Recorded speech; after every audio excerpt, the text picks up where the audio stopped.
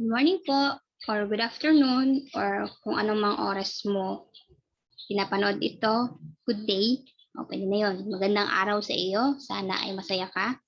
Excited na matuto. Okay. For today, sa ating lesson about challenging the old conceptions about information, or ang tawag natin doon, yung ating topic, the challenges for being informed. Yan. So, napag-usapan natin last time kung paano tayo nai-inform and yung legitimacy ng information na nakukuha natin ay isa sa mga topic natin. And do we have the ability to check or ability to see whether these stories, this news and information are legit, no, or totoo ba or fake news, no? Pag-usapan din natin kung paano tayo or ano yung mga dapat nating gawin para mas malaman natin yung mga stories and information ay madali natin. Wait lang po. Yes.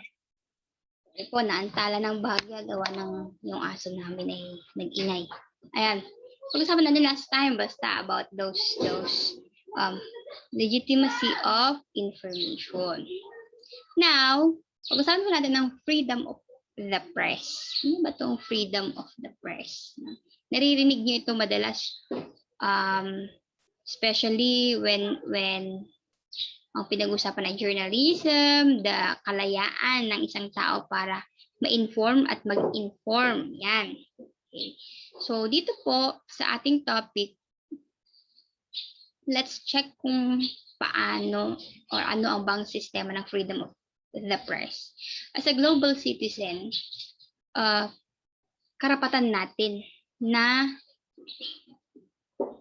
malaman ng mga information, magkaroon ng mga information, or sa madaling salita, yung freedom of press kasi is we have the right to express our opinions, no?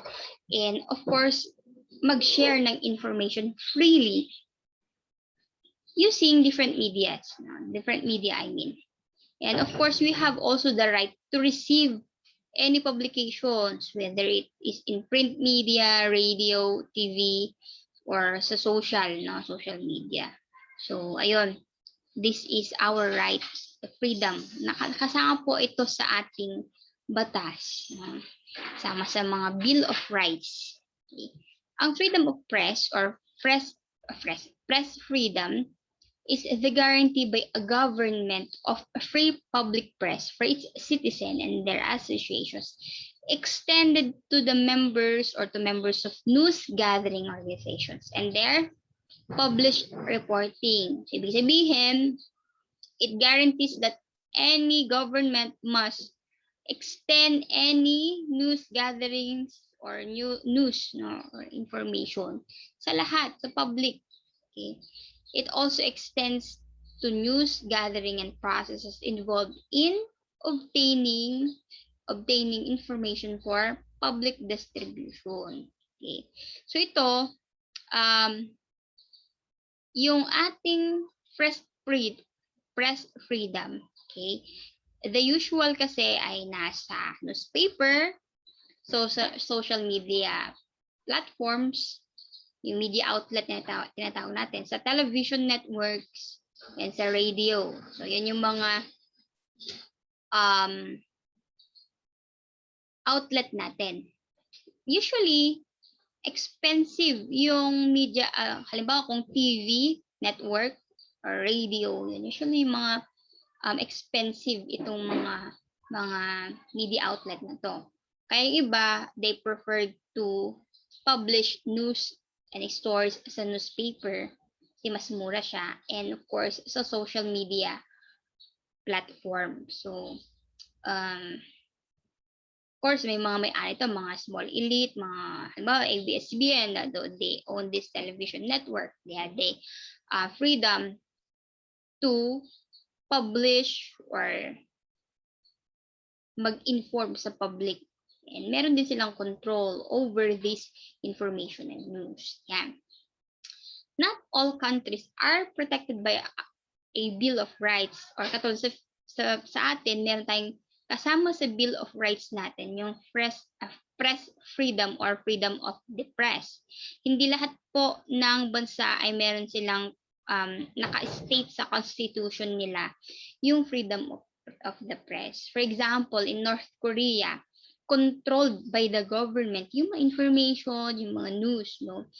Unlike dito sa atin, democratic government and other country na malaya yung mga institusyon, the government, the people, individuals to express their opinion. Halimbawa, kung meron kang diaryo doon sa editorial part, doon mo mababasa yung mga opinion ng mga taong meron silang nais ipahayag. Okay? So, ayun po. With respect to government information, no? Ang government natin or ang mga government po, they distinguishes which materials are public and which of these must be protected from disclosure. Kasi po, not all information ay naayon na ilahad sa public. Okay? Kasi some information are sensitive, some information are classified or secret, no? And being otherwise protected from disclosure due to yung relevance ng information, and of course, protecting also the national interest. So, hindi lahat, kaya meron tayong tinatawag na self-censorship, no? Kumbaga, may mga laws tayo regarding dun sa mga secrecy na mga kailangan nating i-protect na information. So, yung mga classified information, no, we as part of our nation, we classify informations na as being yung confidential, no, na hindi dapat malaman ng marami. Okay? And kung minsan ay kumbaga, we have the right to know specific information. Pero minsan may restriction, may reasonable restrictions ang ating government towards mga information na disclosed only for specific audience. No? Yan. Pero we have the freedom of information. May bills, may batas na po tayo dyan. We have the right to an open and transparent government, especially yung mga ginagastos or expenditure ng government natin. So, meron na tayong laws regarding na dapat ang government, they must share information and data sa public regarding these government activities. No?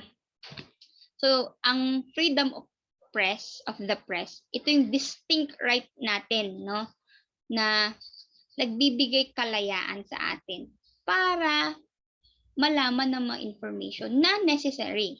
Kasi may mga information na wala naman tayong pake, di ba? Halimbawa, no, as a normal or as a regular citizen of the Philippines, may mga tao na walang pake kung saan ginagamit ng gobyerno yung mga naiipong tax or revenue. Basta ako, namumuhay lang bilang Filipino. Parang for example sa akin, I don't really much give care where the government spend much of this income, but as long as I, a public citizen, enjoy the public services of the government. Okay, pag na-hospital ako, may libreng gamot, wala na doon. May mga citizens tayo, may mga tao na sobrang mareklamo sila sa mga ginagawa ng government in terms of spending, pero hindi naman nagbabayad ng tax, no?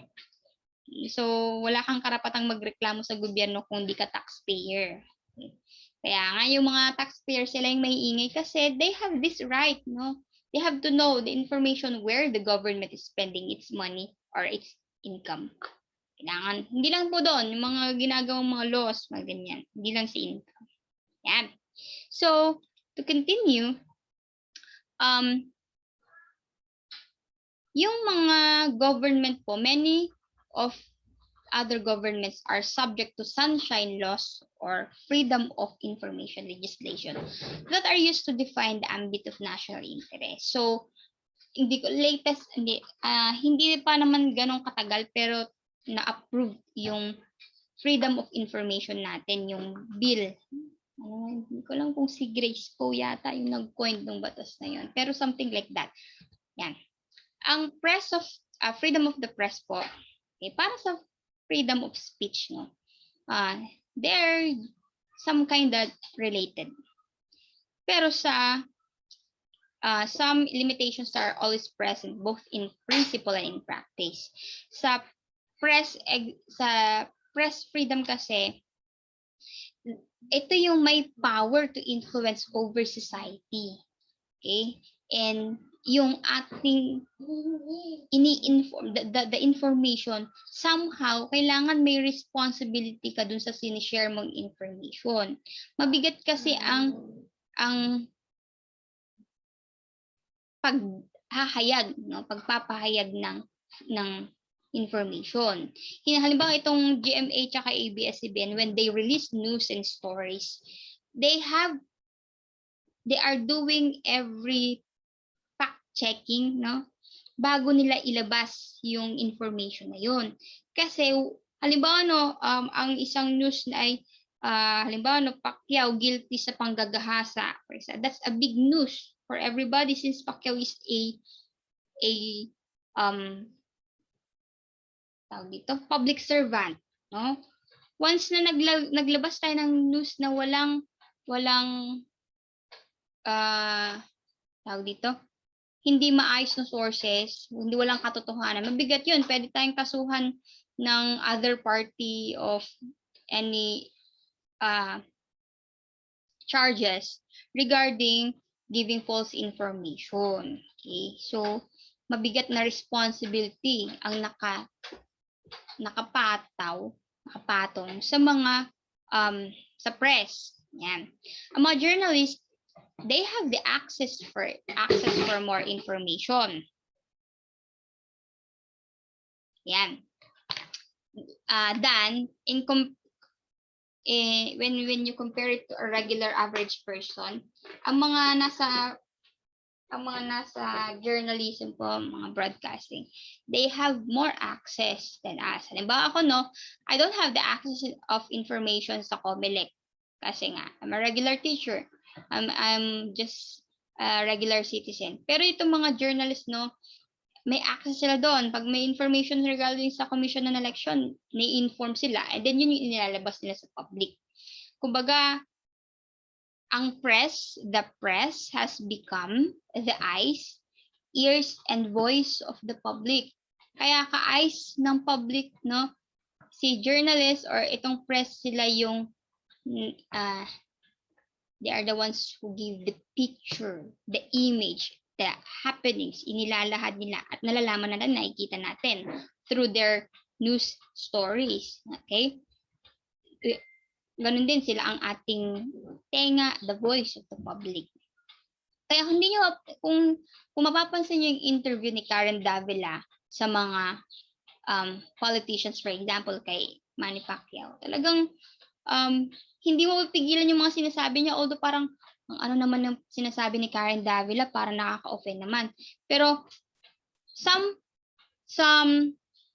of the populations of the Filipino, maaring ganun din yung gustong itanong kay Manny Pacquiao. So siya yung nagiging voice ng mga portion of the population. Okay?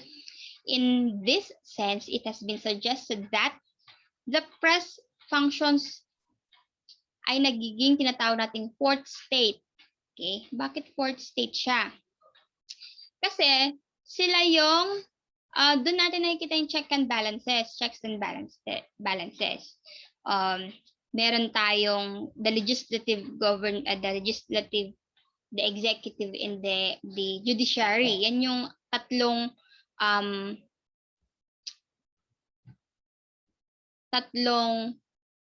functions ng government. May legislative na gumagawa ng batas, may executive na nagpapanukala ng batas, and yung judiciary, sila yung they're into the implementation, okay, and execution ng laws. Okay? So dito, ang fourth state natin is the press. Kasi sila yung nagbabantay sa actions ni executive, ni legislative, and the judiciary. The freedom of the press is seen as advance in achieving human rights for all, okay? Contributing to the development of world of peace and prosperity for all. Aba, matindi ito. Malalim. Ang freedom of the press daw, kasama ito doon sa pag-achieve natin ng tinatawag nating human rights. Yung karapatan natin na magkaroon ng payapang mundo at masaganang pamumuhay sa lahat. May kinalaman po ang freedom of the press, no? Paano mo i-link? So, halimbawa, no, if we are not informed that the government is doing something na nakaka-affect sa ating karapatan, then, hindi natin may enjoy yung having the peace and the prosperity, no? So, those who work in media are themselves in need ethical guidelines to ensure that the freedom is not abused, okay? So, very timely itong issue ay itong topic na to kasi dami mga issues natin sa paligid natin, no, more on freedom of the press. Nung malaya kang manira ng halimbawa ngayong eleksyon, sisirain mo si BBM, sisirain mo si Lenny, si Pacquiao. Okay, yung mga information na pinapakalat natin sa social media, although we have the freedom to express our opinion, but we have to check, especially, do we have ethics regarding expressing our opinions? Pwede kasi tayong makasuhan ng, ang tawag yun, libel, mga ganon, yung mga case regarding giving informations na hindi totoo or na paninira sa mga tao. Ayan, basic principles and criteria.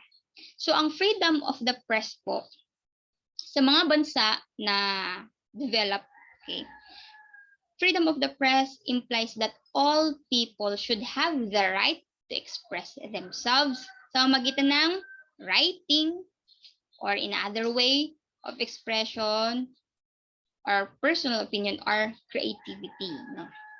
Kung mapapansin nyo, dati sa Malate, meron andon may wall na mahaba.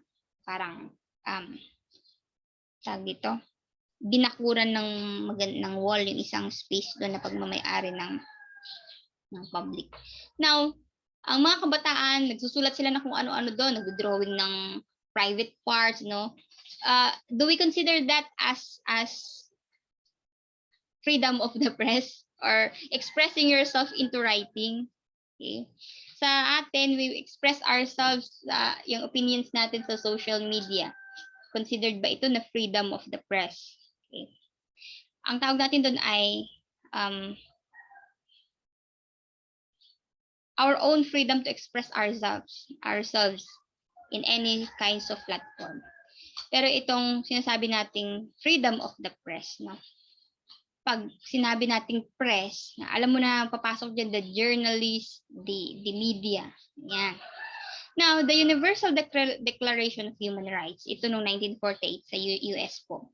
Sabi dito, everyone has the right to freedom of opinion and expression. So, kung opinion mo ay talagang mabait na presidente si Duterte, opinion mo yon. Walang pwedeng kumontra or kukontrahin ka man, pero hindi ka pwedeng hindi nila pwedeng ipilit na mali yung opinion mo because that's your opinion. That's the thing that you believed in. So, kailangan mo siyang i-express. Kasama daw sa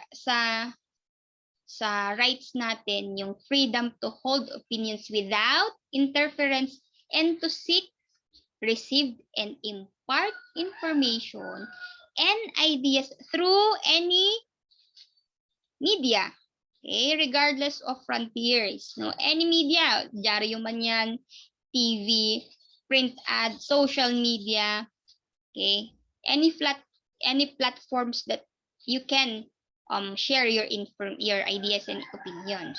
Okay.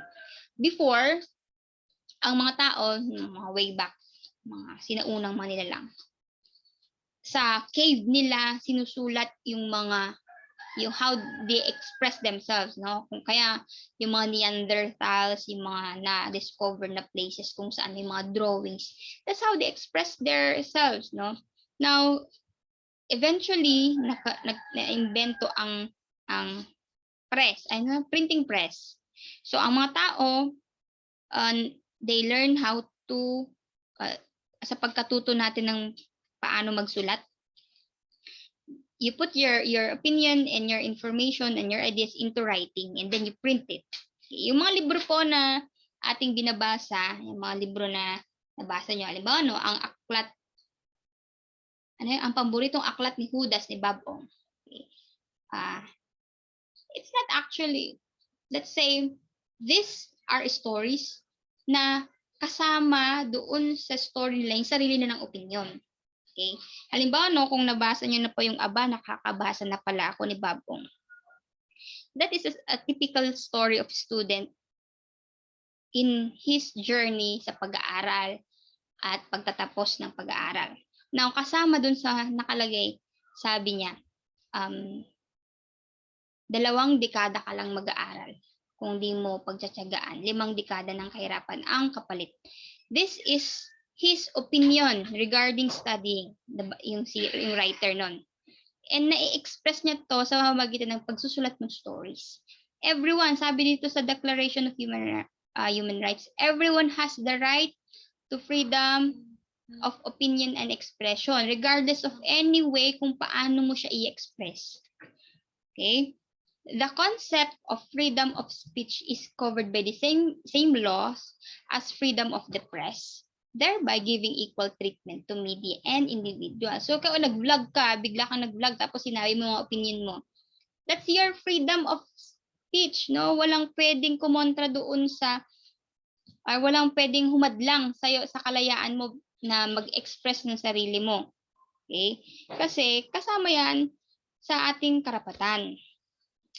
There are a number of non-governmental organizations that judge the level of press freedom. Na-share ko ba? Wait lang po Particular sharing. Okay. There are a number of non-governmental organizations that judge the level of press freedom around the world according to various criteria. Merong criteria kung paano yung level lang nung kalayaan ng media to express their opinions for your stories. So, meron po yung Reporters Without Borders considers the number of journalists murdered, expelled, or harassed, and the existence of monopoly on television and radio, as well as existence of censorship and self-censorship in media and the overall independence of media, as well as the difficulties that foreign reporters may face. Ibig sabihin po, marami sa mga journalists natin, those who are the ones who share information, their opinions, ay papatay, na-harass, na-oppressed, no? Kung alam niyo po yung massacre bang tawag natin diyan sa Ampatuan, yan. The Ampatuan Massacre. Yan, yung mga pinaglilibing, inihukay ang mga journalists, ang mga reporters, okay? And yun yung isa sa mga pinakamatinding nangyaring oppression ng mga journalists sa bansa natin. Okay. Pwede nyo pong i-check sa internet yung nangyari sa Ampatuan. Okay. Kung saan madami, hindi ko alam kung ilan po yung mga inilibing ng buhay ng mga reporters and journalists para lang pagtakpan ng mga kilalang politiko yung kanilang gawain, no? Kasi 'di ba ang mga journalists, ang mga media, they are the ones, sabi nga natin, mata, tenga at voice. No, sila yung nakakaalam kung ang ginagawa ng mga kalokohan ng mga politiko natin minsan. And para hindi malaman ng public, ng karamihan, pagtatakpan ito, gagawa ng bagay na pwedeng ikapahamak ng mga journalists natin. So, nakakatakot din po. So, I remember, nung college ako, meron akong, ang mga ka-boardmate ko po sa Santa Mesa, Manila. Most of them ay students ng mass comm, ng journalism. Yung dalawa doon ay, ang major nila is journalism. Yung isa ay broadcasting. Ayan. So, ikinikwento nila sa akin kung paano sila nagkaklase, ano yung mga dapat, parang nag-share ng information para nila akong tinuturuan dati. And sabi ko, parang ang delikado naman ng trabaho nyo kasi 'di ba, susundan mo itong politiko, babantayan mo yung mga news, mga exclusive news, mga baha, ganyan, pupuntahan mo yung mga events na risky sa kanila. And 'di ba, just to show us information, just to inform us. Yun.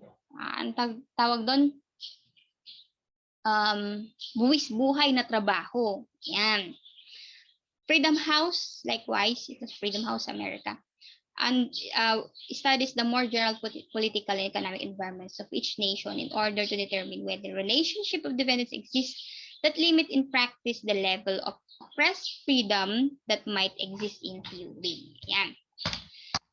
Coming with the press freedom is a sense of responsibility. Sinasabi natin kanina, merong mabigat na responsibilidad ang mga nag-share ang press. People look to the media as bulwark against tyranny, corruption, and other ill forces within the public sphere. Usually talaga yung nire-reveal natin sa public ay yung nagkokos ng pagtapak sa human rights, the freedom of mga corruption, mga ganong bagay, mga gawaing hindi nakakatulong or hindi naaayon sa society.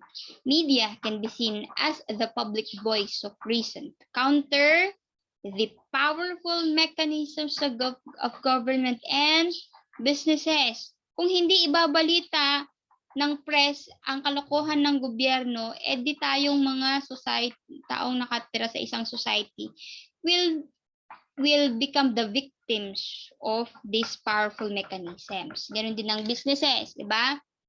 Di ba, no? Yung mga, naalala ko tuloy, yung mga nilalabas sa Tulfo, mga before, yung pinakita kung paano gawin ang bagoong, no, inaapak-apakan, okay, pinakita sa TV. Tapos, yung mga businesses, kung paano nila gawin yung operations nila. Pag hindi ito nilalabas sa media, paano natin malaman na may mga kalokohan pala ang government and businesses, no? Ang mga panluloko. The responsibilities of the press are also include untiring adherence to the truth or to the truth, no? Yung katotohanan. Kaya 'di ba sabi sa ng GMA, pawang katotohanan lamang. Tawa? Ano ba yung kanilang tagline? Serbisyong totoo, tsurba-tsurba. Ganon. May lagi nakalagay na truth. Kasi hindi ka pwedeng magbigay ng news na lie. Hindi totoo. Kasi di ba, naapektuhan yung information sa mga taong nakakarinig. Part of what makes the press so important is its potential for disseminating information. Okay? So, kasama po yung paano ma-disseminate, paano ma-deliver yung information, which is false, can have hugely detrimental impact sa society. Okay. So halimbawa mali ang binigay na news ng GMA regarding sa pagkapanalo ni Lenny o kaya ni BBM. Ang sinabi nila ay nanalo si Lenny, yung pala nanalo si BBM. Diba? Malaking impact sa society natin. For this reason, the press is counted on to uphold ideals of dodge fact-checking and some sense of decency, no, rather than publishing lurid half-true stories. Yan. I know you will probably think if i-compare natin yung ibinabalita ni ABS-CBN at saka ni GMA, no, I know you will have this kind of, mas gusto ko yung balita ni Blank kaysa ni Blank, no? Kasi parang half true si ganito, si channel blah blah ay mas totoo yung sinasabi niya. So, di ba? The credibility of those deliverer of the message. The media as a necessity for the government. Importante, necessary, need din ng isang organization, ng isang bansa ang media. Okay? The notion of the press as the fourth branch of the government. Sabi ko nga, the executive, the legislative, and the judiciary branches, parang 7 minutes na lang. Malapit na. Parang idinadagdag natin si media or the press as part of the branch of the government. Okay? Sabi ni Edmund Burke, no? Ito si Edmund Burke, napaka kilalang writer. Ang paborito kong quotations niya ay, sabi niya, yung quotations niya na pinalabas sa Tears of the Sun. Okay? The only way for evil to triumph is when there is no good men, when good men do nothing. Yun yung pinakamagandang quotation ni Edmund Burke. Sabi ni Edmund Burke regarding press freedom, 3 states in parliament, but in the reporters gallery yonder, there sat a fourth state more important far than they all. Mas importante pa daw sa tatlong tatlong branches ng government natin, dapat may kasamang press. Diba? Yung information.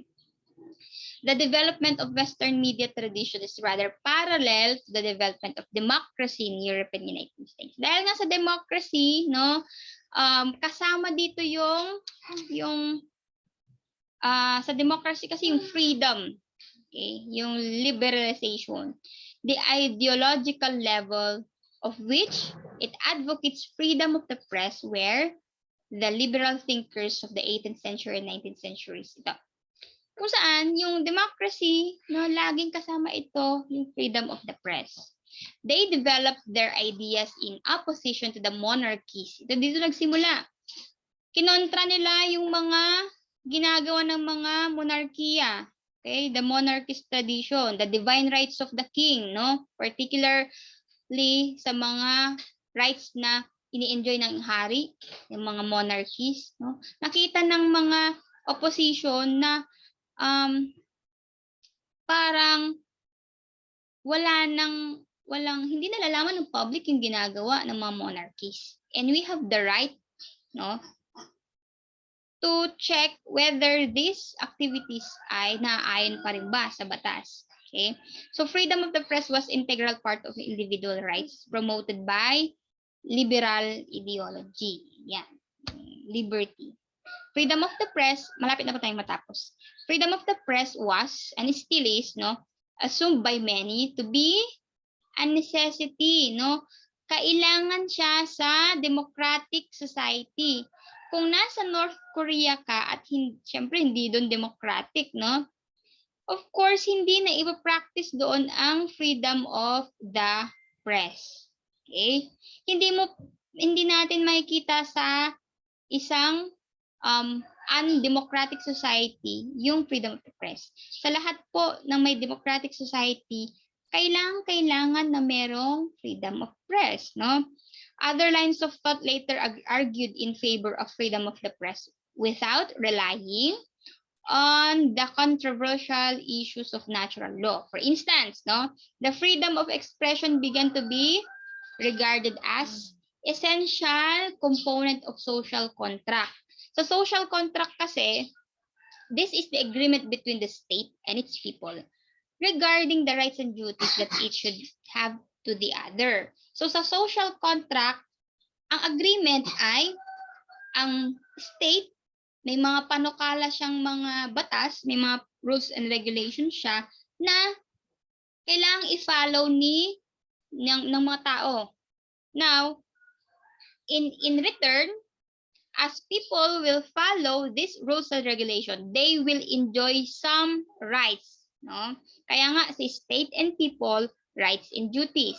Okay? So hindi pwedeng hindi magkasama sa social contract na state and rules only. Hindi pwede 'yon. Dapat meron ding people and enjoying their rights. Okay? Kung may subject po kayo sa akin before, sana, yung topic about the rights and responsibilities of Filipinos. Yan, na-discuss ko po dito sa kanila before. That in every rights that we are enjoying, there we have duties to our state or government. Hindi pwedeng may pribilehiyo kang mag-drive, pero hindi ka sumusunod sa traffic rules. Hindi pwede yon, no? So, yun po yung sinasabi sa social contract. Yan. Last po, implications of new technologies. Meron na tayong mga technologies ngayon on how to deliver information. And actually, yung pagkakaroon ng social media platforms, it killed some industries or industry in yung radio and print, yung dyaryo. Okay? So, medyo pinapatay na niya yung mga industriya dahil sa technologies. Many of the traditional means of delivering information are being slowly superseded by increasing pace of modern technological advance, diba? Kaya nga sabi ko, digital na. So, bakit mo pa kailangan ng papel? Okay? Kung may PDF file na, bakit mo pa kailangan ng printed na libro? Ganun yun. Ganun po ang ano natin. Since may news niya nasa social media, hindi ka na nanonood ng TV, hindi ka na nagbabasa ng dyaryo. Correct? Hindi ka na rin nakikinig ng radyo pag gusto mo ng balita. Almost every conventional mode of media and information dissemination has a modern counterpart that offers significant potential advantages to journalists seeking to maintain and enhance their freedom of speech. Katulad nga, yung pagkakaroon ng Facebook, dyan natin sinishare information, malaya na ang mga journalists na dyan nila ipahayag. So, hindi na sila matakot na i-cover ang mga stories, no? Makapatay pa sa linya ang patuan. Pwede naman pala sa Facebook na i-present. Yan. A few simple examples of such phenomena includes terrestrial television versus satellite television.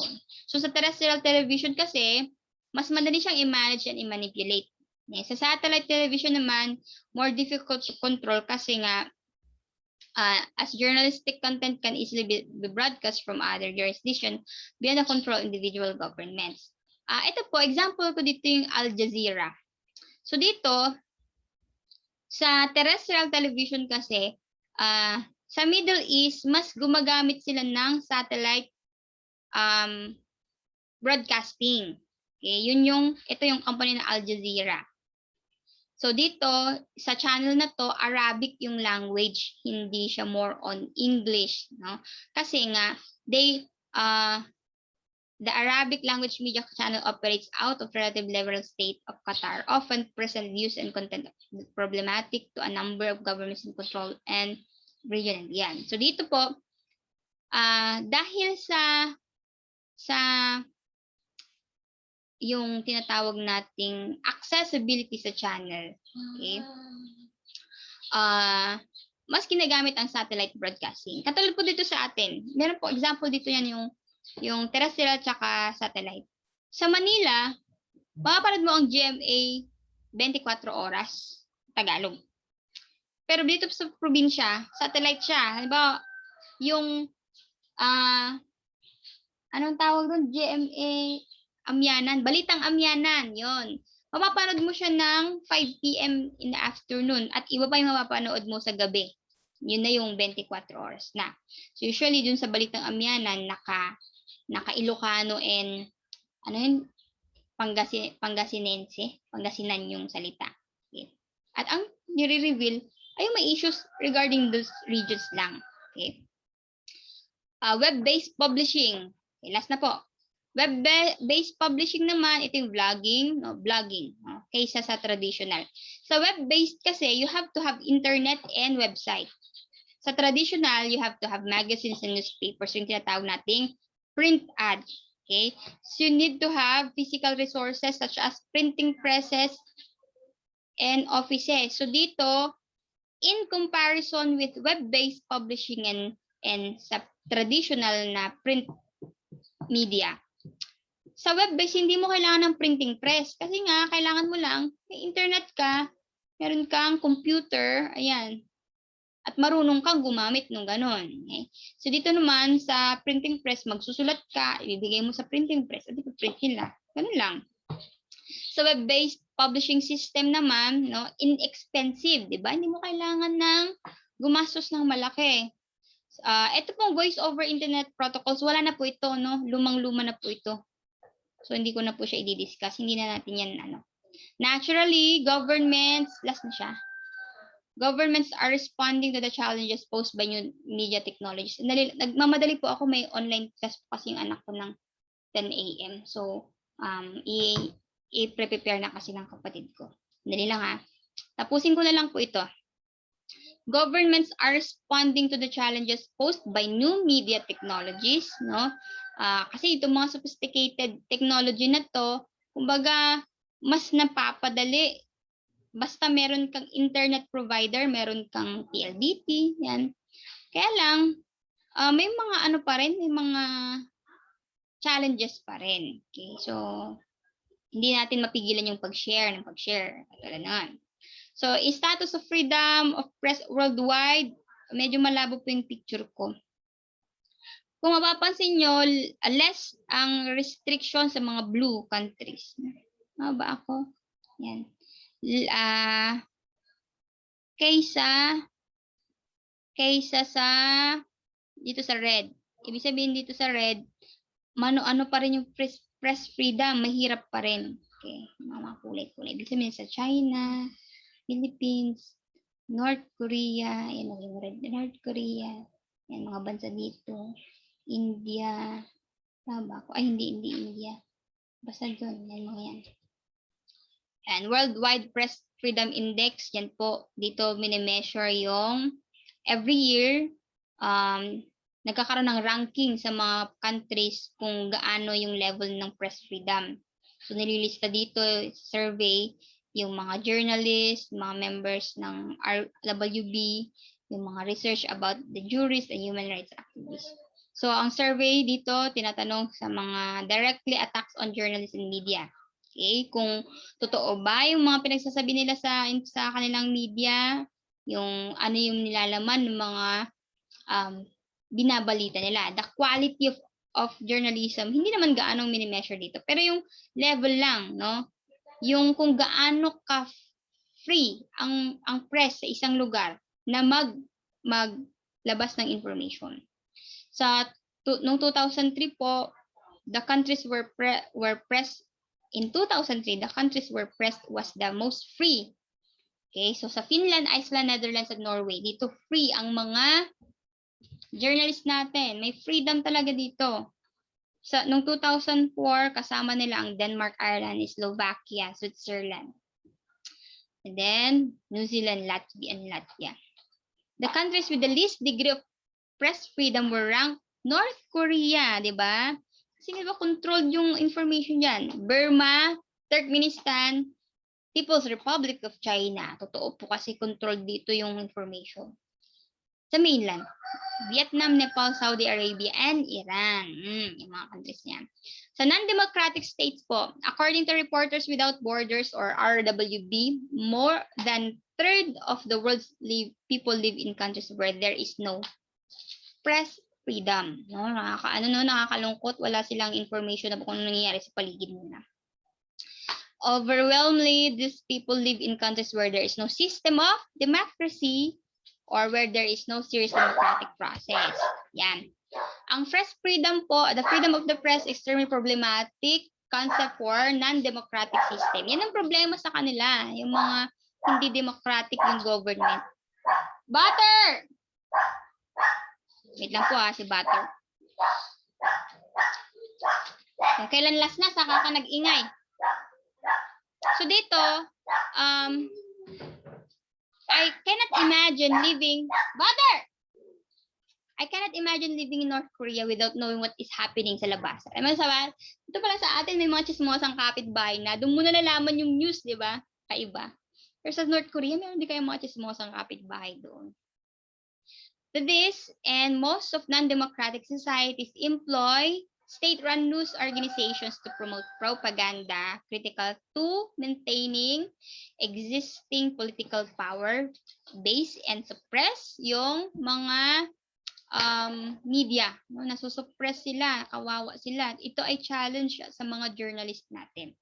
In some countries, journalists operating on fringes of what is deemed to be acceptable will very often find themselves in subject to considerable intimidation by agents of the state. Yan, no? Especially mga local government, no? Doon sa Ampatuan, local government yung kinalaban kasi ng media doon, ng journalism. So, yun, nilibing sila ng buhay. This can range from simple threats to their professional careers, firing, no? Tanggaling ka sa trabaho, professional blacklisting, to death, no? Death threats, kidnapping, torture, and assassination. That's it po, no? Nakakatakot po maging journalist, pero challenging, no? Magandang trabaho yan, magandang ini-inform ang public, kaya lang dangerous siya. So, alam ko naman na kaya kayo din nag-journal, wala kayong interest masyado sa journalism. Ang interest nyo ay into aviation, di ba? So, doon na tayo focus. Pero, remember, walang mas higit at mas mababang course. No? Ito ay pinipili natin base sa kagustuhan natin. So, ang mga journalists, ang mga nasa media, ang mga nasa broadcasting, pinili nila ito kasi ito yung nais nila. And whatever it takes to deliver news, no, nasa kanila, buwis buhay nga eh, tawag natin. So, ayun po. This is our topic sa freedom of press. I hope that we enjoyed learning and listening sa klase natin. And please check na lang po sa LMS yung activity from this lesson. Okay? So, have a nice day everybody. Mag-iingat po tayong lahat. Bye-bye!